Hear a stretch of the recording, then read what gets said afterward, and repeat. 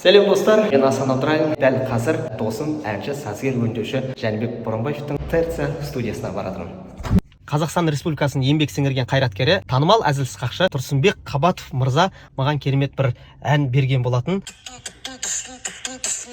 Сіздер болып тұсауын кесейік.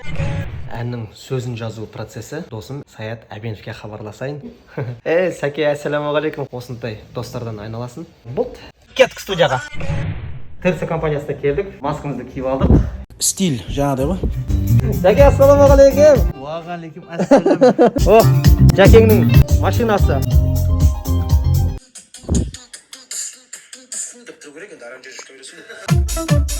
Жәкең кірісіп кетті уже. Құдай қаласа хит шығады. Құдай қаласа той болады ғой.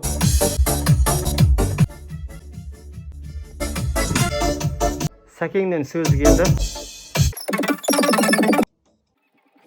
Жүзіңді жасырып, неге түсімсен қайтады?